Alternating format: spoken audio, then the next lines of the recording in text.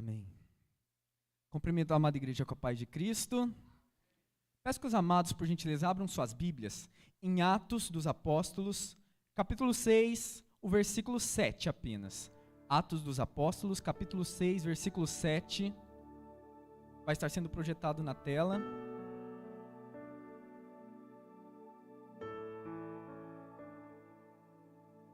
Atos dos Apóstolos, capítulo 6, versículo 7.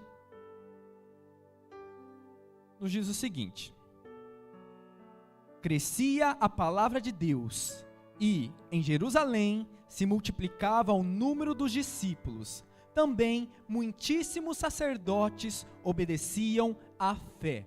Feche os seus olhos aí onde você está. Senhor Deus, grandioso, exaltado és tu, ó Pai. Já entoamos louvores de adoração ao teu santo nome, já sentimos a presença gloriosa do teu Espírito Santo que é real aqui neste lugar. Nós sabemos que o Senhor se faz presente. Senhor Deus, continue presente aqui no culto desta tarde, te apresentes a cada um de nós, que nós possamos sentir o teu poder grandioso sobre as nossas vidas, que nós possamos ouvir a tua palavra, refletir nela, que nós possamos ser ministrados por ti, Senhor. Ó Pai amado, venha falar ao meu coração, ao coração da igreja, não aquilo que nós queremos ouvir, mas aquilo que nós precisamos ouvir de ti. Fala, Senhor, eu não sei o que cada um veio buscando aqui nesta tarde, mas que o teu Espírito Santo possa ter uma palavra para cada um de nós. É que eu lhe peço, o nome santo, poderoso de Cristo Jesus, e te agradeço. Amém, Senhor. Amada igreja, pode se assentar.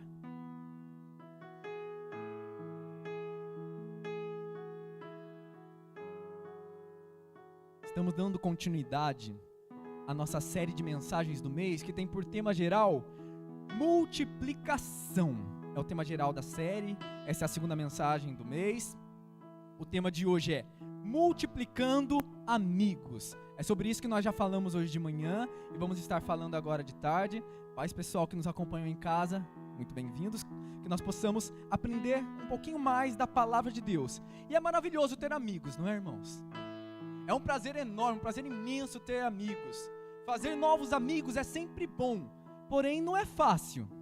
E por que não é fácil? Porque fazer novos amigos dá trabalho, não dá? Você lidar com pessoas novas dá trabalho. É preciso gastar tempo, é preciso gastar energia, é preciso ter paciência para conquistar uma nova amizade. Quando nós chegamos e encontramos uma pessoa nova, aí você começa a conversar com ela. Para você criar um laço de amizade, precisa gastar tempo, precisa gastar energia, precisa ter paciência também muitas vezes, aprender a lidar com as pessoas. Homens e mulheres fazem amigos de maneiras às vezes diferentes. Os homens, por exemplo, quando ele chega para conhecer uma pessoa nova, às vezes encontra no trabalho ou na academia, tá passando assim. Primeiro é o contato visual, vê uma pessoa nova lá, que pode ser um possível amigo. Aí a primeira coisa que a pessoa faz, ela fica séria. Geralmente o homem fica sério. Jonas, eu vou te usar aqui. Aí ela olha para a pessoa olha de volta. E aí? E aí? Esse é o primeiro contato de um homem com outro homem. Tipo, viu a pessoa, olha pra ele, fecha o rosto, e aí, tá reconhecendo o território. Primeiro eu tô vendo com quem que eu tô lidando. Beleza, passou um tempo, encontra de novo. Aí agora, como já tem aquele primeiro contato, então agora pode dar um sorriso. Opa, bom dia. Bom dia. Opa, vamos lá, Jonas. Boa tarde. Pronto, ó, já tem um sorriso a mais. Aí depois vai encontrando, é um salve, salve, salve, já tá um pouco mais desinibido, tá se soltando. Até que encontra um ponto em comum para falar. Geralmente o homem começa falando de futebol. Viu o jogo do Palmeiras, viu o jogo do São Paulo, viu o jogo do Corinthians? Os três grandes, e do Santos também, né? O jogo do Santos, os quatro grandes aqui da cidade, né? Aqui do nosso estado. Então às vezes começa com um tema assim, falando de futebol. Ah, você joga futebol? Ah, vai ter semana que vem, domingo, vai ter uma partida de futebol lá na quadra, perto de casa, se quiser aparecer. Opa, se der eu vou sim. E aí começa o contato, começa esse primeiro contato. Procure pontos em comuns para falar. Fala de futebol, fala de filme, fala de séries. Tem séries, quem é mais jovem fala de videogames, de animes, Naruto, Free Fire. Arruma um ponto e começa a falar, começa a interagir, começa a ter aquele primeiro contato. E a partir do momento que cria amizade, aí cria aquelas raízes. Os homens quando se reúnem, parece como se fosse uma reunião da quinta série. Os homens, quando se reúnem lá juntos, não tem mulher por perto, começa aquelas piadinhas, uma mais boba do que a outra, começa a risadinha. O homem é um ser bobo por natureza. Se reuniu com mais homens, aí começa piadinhas, risadas e flatulências gástricas. Esse é o convívio masculino. E é uma amizade que costuma dar certo. Eles conversam, estão ali interagindo, e é algo que costuma dar certo, funciona para o homem. A mulher já é um pouco diferente. A mulher, eu não sei muito bem como é que funciona, eu tentei pesquisar um pouco, mas como é que a mulher faz? A mulher, ela não começa, tipo, fechando a cara, e aí? Não. Geralmente a mulher, vamos supor, tá na prateleira do supermercado, olhando assim, tem outra mulher em volta, tem uma mulher perto, daí ela fala, nossa, você viu o preço do leite como tá caro? Pronto, já foi um ponto inicial de contato. Aí outra fala, nossa, e você viu o preço do queijo? O queijo tá muito caro. O que essas vacas estão bebendo? Gasolina? Então, tá muito caro. Aí começa o contato. Eu acho que mulher não deve ter essa piadinha, mas começa ali aquele primeiro contato. Aí elas começam a falar, daí fala, nossa, mas no supermercado lá perto de casa, o quilo da mussarela tá tanto, tá mais barato. Aí onde que você mora? Ah, eu moro em tal lugar. Me passa o seu WhatsApp, daí me manda o endereço do supermercado que eu acho que eu vou lá comprar. E aí começou o contato. Aí papo vai, papo vem, conversa no WhatsApp, chama pra sair, chama pra pedalar, né, Cassinha? Aí começa a convidar e vai interagindo. Fala de cabelo, fala de maquiagem, aí marca de sair e comer. Pra mulher comer é tudo de bom. Quer uma mulher feliz? Dê comida a ela. Uma mulher bem alimentada não quer guerra com ninguém. Então, para iniciar metade de uma amizade com uma mulher, é só colocar alimento na jogada. Teve alimento na jogada, aí as coisas começam a fluir. A amizade nova começa a fluir. Mas tem gente que odeia a gente, não tem? Não tem gente que odeia a gente, mas gosta de ter as pessoas que gosta por perto. Por exemplo, eu não gosto de novos amigos, mas eu tenho a minha bolha social ao qual eu convivo e aquilo lá é a minha bolha, aquilo é o meu mundo. Se chega alguém perto da minha bolha que não faz parte do meu ciclo de amizade, às vezes eu já fecho a cara e fico bravo. Tem gente que às vezes já fica bravo, não, esse aqui não faz parte da minha bolha, o que ele está se infiltrando aqui no meio dos meus amigos? Muitas vezes tem gente que não gosta de gente e tem a sua própria bolha social, não gosta que ninguém se aproxime dela. Seria muito mais fácil se nós não precisássemos fazer novos amigos, não acha? Já tem ali aquele seu amigo chato que você está acostumado. Mas, irmão, se você acha que seu amigo é chato, gente chata atrai gente chata. Então, se seu amigo é chato, talvez é porque você é um pouquinho chato também. Mas, tá lá, não era mais fácil você conviver com aqueles seus amigos que você já tem contato? Você já conhece a chatura dele? Não sei nem se essa palavra existe, a chatice dele, isso. Você já conhece a chatice dele, já sabe como é que é, ele te estressa, você estressa ele, e tem aqueles momentos lá, mas é mais fácil, pois vocês já se conhecem. Muitas vezes nós não queremos fazer amizades novas, porque amizades também decepcionam, não decepcionam? Quem nunca aqui foi decepcionado por um amigo? Eu mesmo já me decepcionei com alguns, e muitas vezes eu já decepcionei amigos também. Por quê? Porque nós somos falhos. O ser humano é falho, ele não é 100% perfeito. Nossas amizades muitas vezes nos decepcionam e muitas vezes nós decepcionamos as nossas amizades. Mas para uma amizade existir, é preciso haver perdão. O perdão tem que fazer parte da amizade. Imagina lá, Pedro rejeitou Jesus 3 vezes. A gente vê na Bíblia. Mas Pedro não era amigo de Jesus, Jesus e Pedro eram amigos. Só que Pedro rejeitou Jesus 3 vezes. Pedro jurava que não ia rejeitar Jesus, aí vem os soldados romanos para capturar Jesus, Pedro vai, tira a orelha de um dos soldados, opa, está defendendo um amigo, só que Jesus fala, não, calma, não é bem por aí, deixa que me levem, ok, aí Pedro, na noite, nega Jesus 3 vezes, imagina que decepção. Jesus, depois de ressurreto, depois que havia ressuscitado, encontrou Pedro de novo, imagina se fosse eu ou fosse você, Jesus talvez poderia chegar para Pedro e falar, Pedro, mas tu não era meu amigo? Que decepção, me rejeitou 3 vezes, perguntaram se você conhecia, nunca ouvi falar, mas você não dizia que era meu amigo? Que decepção, mas não, Jesus, ele sabia tudo o que ia acontecer, ele perdoou a Pedro, e ajudou para que Pedro também se sentisse perdoado por ter decepcionado Jesus. Jesus fala para Pedro, Pedro, tu me amas? Sim, eu te amo, mestre. Então, apacenta as minhas ovelhinhas. Pedro, tu me amas? Sim, eu te amo, mestre. Então, cuida dos cordeirinhos. Pedro, tu me amas? Sim, eu te amo, mestre. Eu já disse, você sabe que eu te amo. Então, cuida da igreja. Olha só, Pedro poderia ter decepcionado Jesus quando negou Jesus Mesmo assim, Jesus, ele perdoa Pedro, ele tem um amor intenso por Pedro, que dá uma das maiores responsabilidades para Pedro, que é cuidar, apacentar das ovelhas, dos cordeiros que viriam a ser a cada um de nós. Meus amigos, aí você talvez fale, mas aí é fácil, rejeitar é uma coisa, mas você não sabe o que o meu amigo me fez. Eu não perdoo o meu amigo por nada. O meu amigo fez algo muito trágico comigo. Meus irmãos, nós temos que perdoar sempre. Às vezes, se você não quer criar uma nova amizade por medo de ser decepcionado, que muitas vezes porque nós já fomos decepcionados tantas vezes nos nossos relacionamentos de amizade, às vezes nós não queremos mais criar amizades novas, para que nós não sejamos decepcionados. Mas a sua decepção não é maior do que a nossa missão. A nossa decepção não pode ser maior do que a missão. A nossa insatisfação com as nossas amizades não é maior do que o ide de Jesus, ide, fazer discípulos. Não, nós temos que perdoar. Amigo, perdoa. Muitas vezes você fica bravo com um amigo, depois você nem lembra porque estava bravo. Você sabe que estava bravo, mas nem se lembra porque ficou bravo. Peça perdão, perdoe se for possível. Fazer novos amigos é muito importante. Mas por quê que fazer amigos é importante? Aí nós chega uma conclusão. Porque nas amizades também há um propósito espiritual que tem tudo a ver com a proposta divina de multiplicação. Nas amizades também há um propósito espiritual que tem tudo a ver com a proposta divina de multiplicação. E aí a gente entra para o nosso primeiro tópico desta tarde, que a Lohane vai projetar ali na tela. Eu vou ler depois, eu vou pedir para os irmãos lerem para eu fazer igual o pastor Wilbert, beber água, porque aqui a garganta seca. A amizade é uma ferramenta de inclusão no reino de Deus. No 3, a igreja lê por gentileza. 1, 2, 3.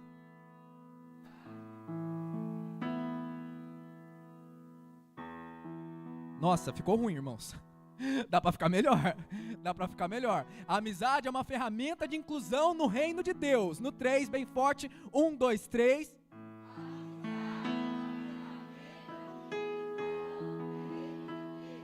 Amém, agora está melhorando, fica comigo, irmão.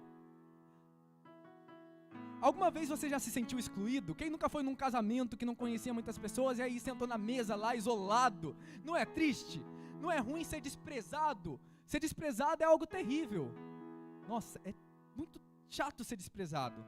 Deus, Ele não nos fez para vivermos sozinhos. Deus nos criou para termos convívio social, para nos relacionarmos e suprirmos essa carência humana. E aí a gente entra no nosso versículo, vamos falar a primeira, a parte A dele, Atos 6, 7, a parte A que diz: crescia a palavra de Deus e em Jerusalém se multiplicava o número dos discípulos. Vamos entender o que está acontecendo até chegar aqui em Atos 6, um resumo super rápido. Jesus foi crucificado, foi morto, ao terceiro dia ressuscitou. Após Jesus ressuscitar, ele andou com os discípulos, com os apóstolos, cerca de 40 dias, está lá no comecinho de Atos. Durante 40 dias, Jesus ficou com seus discípulos. Nisso ele refez a amizade com Pedro lá, para Pedro não se sentir mais decepcionado por ter decepcionado Jesus. Restaurou já a amizade com Pedro, e nisso, depois Jesus foi ressurreto, ele foi elevado aos céus. E os discípulos ficaram em Jerusalém. Então em Atos 2 nós vemos a descida do Espírito Santo. Quando o Espírito desceu, aquele mesmo Pedro lá, que tinha imaginado que tinha decepcionado Jesus por ter negado a ele foi tão cheio, tão completo, que ele começou a discursar. Ele discursou de uma maneira tão tremenda, que as pessoas começaram a ouvir as palavras deles, começaram a se achegar ao reino de Deus. Naquele mesmo dia, 3.000 almas foram salvas, foram resgatadas para o reino de Deus. E os fariseus, os sacerdotes não ficaram felizes com isso. Nós tentamos crucificar Jesus para que tivesse acabado isso, mas está lá eles pregando e as pessoas estão aderindo a este movimento de Cristo. Ameaçaram Pedro para que os discípulos pudessem parar de falar do amor de Jesus, mas não, eles não iriam deixar de falar do amor de Jesus. Então Pedro e João estão subindo até o templo, chega lá na porta formosa, a porta do templo, tem um manco, um coxo de nascença, que estava lá pedindo esmola. Pediu a esmola, aí Pedro fala: não tenho prata nem ouro, mas aquilo que eu tenho, isso eu te dou, em nome de Jesus Cristo, levanta e anda. E aquele coxo levantou e andou, aquilo foi maravilhoso. todos começaram a admirar, ver os grandes sinais aos quais os discípulos faziam. A palavra de Deus foi sendo pregada, foi sendo desenrolada. Os fariseus, os sacerdotes, os sumos sacerdotes, os líderes religiosos prenderam a Pedro e a João, açoitaram a eles. Mesmo assim, eles falaram que era motivo de grande alegria ser açoitado em nome de Cristo Jesus. E não tiveram medo de continuar falando a palavra de Deus, não. Continuaram pregando da palavra de Deus. E a gente vê lá em Atos que eles partiam o pão, vendiam seus bens, dividiam entre eles. Aí a gente chega neste texto que fala: crescia a palavra de Deus e em Jerusalém se multiplicava o número dos discípulos. Percebam, irmãos, crescia a palavra de Deus em Jerusalém e se multiplicava o número de discípulos. Vamos no 3 repetir discípulos? 1, 2, 3. Crescia a palavra de Deus e se multiplicava o número de... Se multiplicava o número de discípulos. O que é um discípulo? Discípulo está diretamente ligado à convivência. Ser discípulo está diretamente ligado à amizade. Para se fazer um discípulo, é necessário sair do seu conforto, caminhar junto, conviver, criar laços de afeto, criar vínculos. E com isso, eles eram incluídos no reino de Deus. Imagina quantas pessoas que estavam tristes, talvez desanimadas, desamparadas, e encontraram motivos para seguir em frente através da inclusão no reino de Deus. Pense quantas amizades verdadeiras surgiram através deste contato. Alguns dos meus melhores amigos eu conheci por causa do reino de Deus. Foi quando eu comecei a vir para a igreja que eu conheci alguns dos meus melhores amigos. Não há nada de errado em nós termos alguns amigos mais próximos que outros, mas não feche seu coração para novas amizades. O seu melhor amigo de hoje, antigamente era um desconhecido que se achegou à sua vida, não concorda? Meu primeiro melhor amigo, eu nem lembro como que a gente ficou amigo. É o Wesley, acho que está aqui, o Wesley está lá no fundo. Eu nem lembro como, a gente era vizinho, começou a ser amigo, beleza, sempre fluiu. A gente sempre conviveu, a gente sempre teve amizade. Eu nem lembro como ele chegou, mas tem alguns amigos que a gente lembra como chegou. Por exemplo, você não sabe quem vai se tornar um melhor amigo para você. Quando eu conheci o Rafael Torres, o que estava tocando bateria aqui, eu não gostava dele. Ele era amigo do meu amigo, mas ele não era meu amigo. Quando eu conheci ele, não ia, não dava certo, eu não gostava dele, até que a gente começou a conviver. Comecei a andar com ele, conversar, aí eu vi, até que ele é legal, até que ele parece ser gente boa. E foi esse convívio, aquele bate-papo, que fez que hoje ele se tornasse um dos meus melhores amigos. Precisou dele? Já furou o pneu da minha moto, ó. Dá uma ligadinha. Alô, massa? De novo, furou o pneu da moto. Tem como vir aqui me socorrer? Eu sou péssimo para mexer com ferramentas, para mexer com veículo. Então, você não precisa saber tudo, irmão. Mas tenha amigos que saibam fazer. E é ótimo. Tenha uma rede de amigos que cada um sabe fazer alguma coisa. Então, você nunca vai estar na mão. Mas tem amizades que você sabe que pode contar. Não importa a hora que você ligue, você ligou. Opa! Precisa, então bora. E sempre vai ter um amigo para nos ajudar. Amigos de amigos também podem vir a se tornar nossos amigos.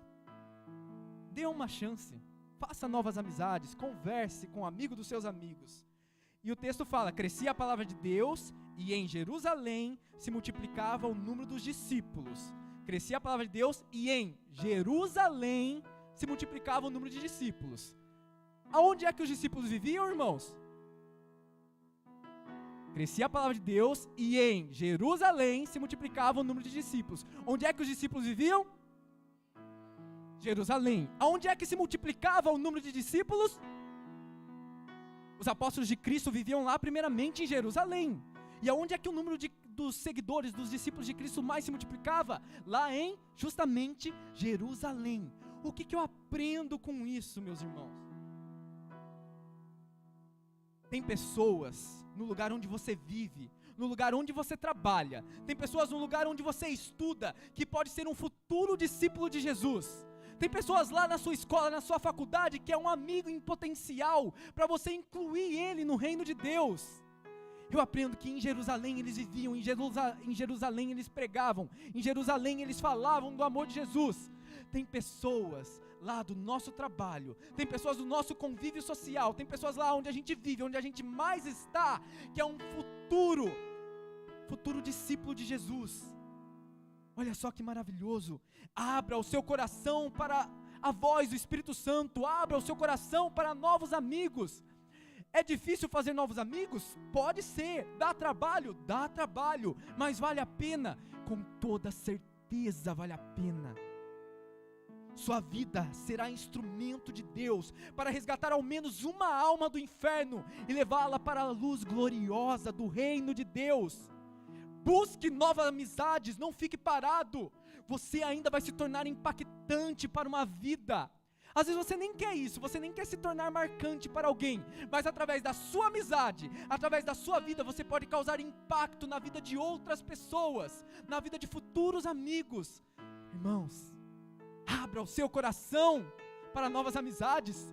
Fale do amor de Deus, fale do amor de Cristo Jesus.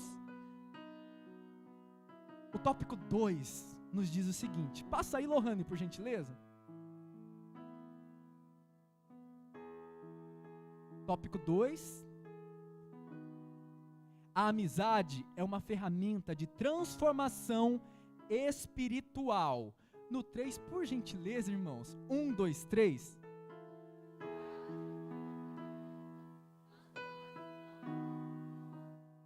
Muito bem. O texto que nós vimos até aqui falou: crescia a palavra de Deus e em Jerusalém se multiplicava o número dos discípulos. Daí a continuação do versículo, a parte B nos diz: também muitíssimos sacerdotes obedeciam à fé. Tem uma lição muito valiosa aqui nesse trechinho, pequeno trechinho. Também muitíssimos sacerdotes obedeciam à fé. Olha que lição forte que Deus quer entregar pra gente essa tarde. Presta atenção. No Antigo Testamento, qual era a função de um sacerdote? No Antigo Testamento, um sacerdote, ele tinha a função, ele cuidava dos sacrifícios dos animais que seriam oferecidos no altar de Deus. Eles transportavam a Arca da Aliança, arca essa que representava a presença de Deus no meio do povo. Eles educavam o povo nos ensinamentos da lei de Deus. Eles ficavam responsáveis também por certas áreas da jurisprudência. Eles eram como se fossem juízes ali, eles resolviam algumas questões civis, eles indicavam sentenças, eles também lidavam como se fossem médicos, eles diagnosticavam certos tipos de doenças cutâneas, como a lepra, por exemplo, as doenças de pele. Eles representavam Deus diante do povo e eles representavam o povo diante de Deus. Então a função principal de um sacerdote lá na época de Jesus, antes de Jesus morrer, a principal função de um sacerdote era garantir a proteção e o melhor cuidado para o culto. A adoração a Deus tinha que passar pelo crivo do sacerdote. O sacerdote era aquele que tinha que entregar a melhor adoração, pois ele estava sendo visto. O sacerdote tinha que entregar o seu melhor, ele tinha que garantir que a adoração do culto seria algo maravilhoso. Ele estava ali na frente, ele era inspiração para que outras pessoas também adorassem a Deus. Ele estava lá, invisível, em destaque. Ele estava lá. Porém, na época do livro de Atos, muitos sacerdotes estavam corrompidos pelo status, pelo ego, pelo interesse político, pois eles tinham grande influência na população. Talvez o ego veio a crescer. Eles tinham um papel de destaque. Se a gente não tomar cuidado, o ego pode crescer no nosso coração, e ao invés de adoração, você só procura holofote. Você só procura aparecer. Muitos daqueles que eram responsáveis pela adoração, eles já não sentiam mais prazer em estar ali no templo, no lugar de adoração. Eles não sentiam alegria. Eles já não eram mais envolvidos pela presença de Deus. Talvez um dia você já esteve no templo de adoração do Senhor, no templo de adoração a Deus, fazendo o seu melhor, se entregando por completo, sentindo, adorando, louvando a Deus, trabalhando para Deus, sendo cheio de Deus, sendo usado por Deus, instrumento nas mãos de Deus, mas você acabou se corrompendo, talvez pelos seus próprios interesses. Talvez você já serviu a Deus com tanta intensidade, que as pessoas olhavam para você e falavam: nossa, eu quero adorar que nem Ele adora, olha só, Ele é o representante de Deus aqui na terra. mas talvez nós fomos corrompidos pelos nossos próprios interesses. Talvez o interesse no nosso serviço em ganhar a mais, às vezes acabou fazendo com que a nossa adoração ficasse em segundo lugar. Hoje em dia tem muitas pessoas que se envolvem, assim como os sacerdotes naquela época, se envolviam no meio político, pois lá ser sacerdote era como se fosse um meio político para alguns. Às vezes se envolvem no meio político de uma maneira extremamente cega. É importante o povo de Deus falar de política? Sim. O povo de Deus pode sim falar de política. Nós temos que falar de política hoje, para que amanhã nós não sejamos proibidos de falar do amor de Jesus, que nem está acontecendo lá na Nicarágua. Várias rádios cristãs foram sido fechadas lá na Nicarágua, e não pode mais falar do amor de Jesus nas rádios. Vários padres foram impedidos de falar do amor de Jesus. É importante falar de política? É importante falar de política. Só que, meu irmão, a partir do momento que a política se torna mais importante do que o seu Deus, aí tem alguma coisa de errado. A partir do momento que ganhar uma discussão por causa de candidato A ou candidato B é mais importante do que a vida daquele seu irmão, você quer até dar um chute nele, mas ele não vai vencer você na discussão política. Aí está errado. O nosso amor pelas vidas tem que ser maior do que o nosso amor pela política. O nosso se entregar pela adoração tem que ser maior do que o nosso se entregar pelas coisas aqui dessa terra. Os sacerdotes, eles estavam envolvidos ali, eles estavam querendo desfazer aquele murmurinho que falava de Jesus. 3.000 pessoas salvas, daqui a pouco ia aumentando, crescendo o número de discípulos. Os sumos sacerdotes se reuniram no sinédrio, eles não sabiam o que fazer. Então a palavra de Deus fala: também muitíssimos sacerdotes obedeciam à fé. Sabe por quê? Sabe por quê, irmãos? A amizade é uma ferramenta de transformação espiritual. Cadê aquela emoção quando você está servindo na casa de Deus? Cadê aquele seu entusiasmo quando você está adorando? Quando você está cantando aqui na frente ou talvez aí do banco? Cadê aquele palpitar no coração? Está chegando o dia de adorar ao Senhor, meu coração tem que disparar, eu tenho que estar alegre, eu tenho que me sentir privilegiado em adorar a Deus. Cadê tudo isso? Será que não estamos sendo corrompidos? E de repente chega um amigo e fala: será que você não está um pouco afastado da palavra de Deus? Será que você não está entregando demais para o seu trabalho e tem esquecido de participar, de congregar, de ir para o culto? Irmãos, amizades verdadeiras são ferramentas para transformação espiritual. Um amigo de verdade, ele é franco e ele tenta de alguma forma te aproximar novamente de Deus. Amigo que é amigo fala a verdade, e numa amizade, para ser verdadeira, precisa ter espaço para confrontar os erros, mesmo que talvez vai ficar de nariz entorcido, vai ficar meio chateado de falar algumas verdades, mas amigo que é amigo fala a verdade. Parafraseando Provérbios, diz: vale muito mais, às vezes, o tapa de um amigo, a correção daquele seu amigo, do que um beijo, do que um carinho de alguém que é seu inimigo. Cuidado, irmãos. Se alguém chegar para você e você está um pouco afastado da igreja, ele fala: mas acho que acaba de estudar primeiro, depois que você estudar, você se preocupa daí com as coisas da adoração a Deus. Se preocupa primeiro com seus estudos, o seu trabalho é importante, então se preocupa com o seu trabalho, ganhar dinheiro é importante. Essas coisas são importantes, mas nós temos que ter amigos que olhem pra gente e falam: é importante, mas não vem em primeiro lugar nas nossas vidas.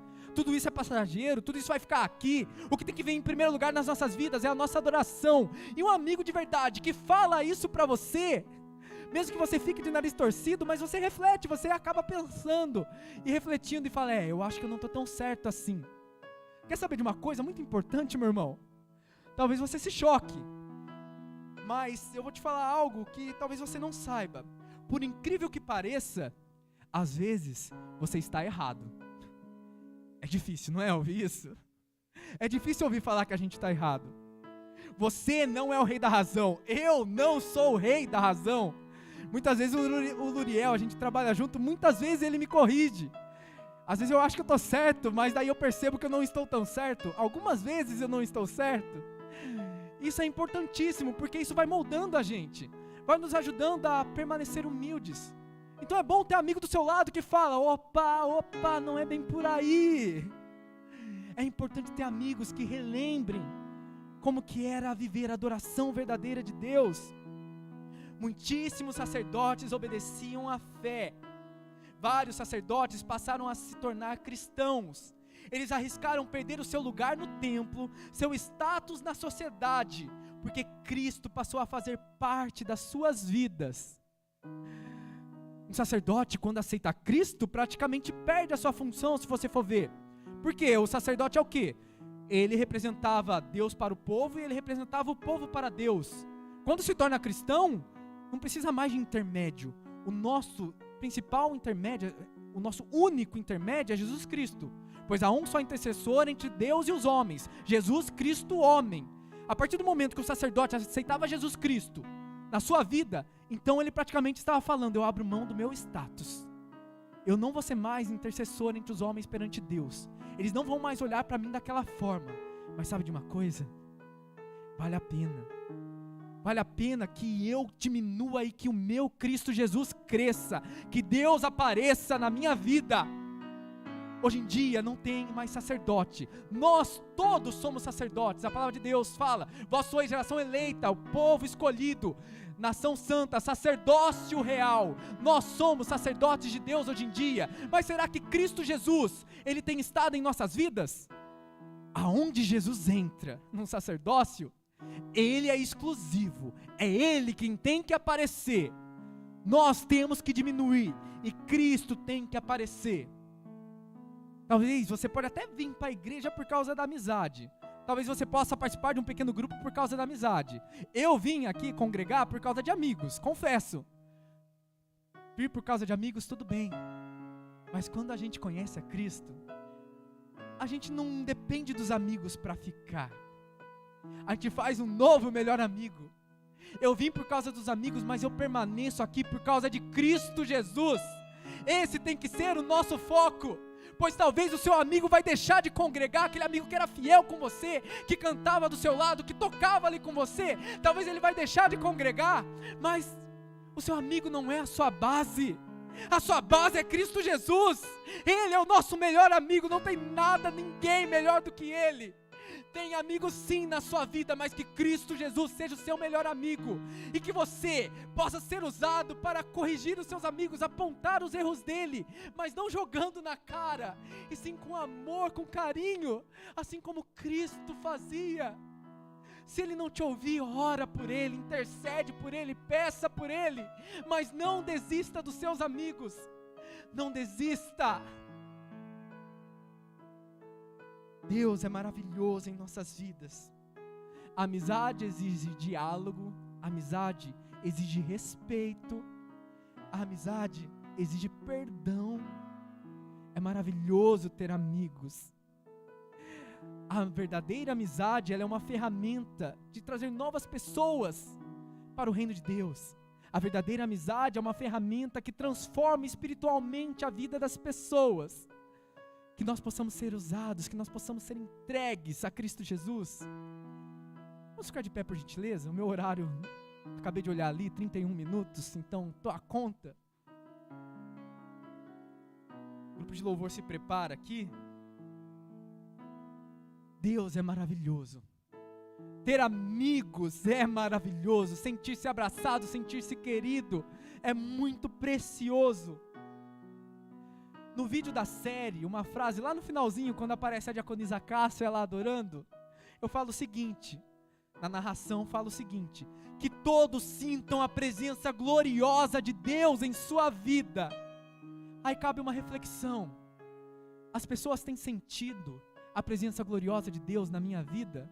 Eu tenho sido aquele amigo que quando estou perto dos outros eu sou um canal de bênçãos? Eles gostam de estar do meu lado, eles gostam de me ter por perto?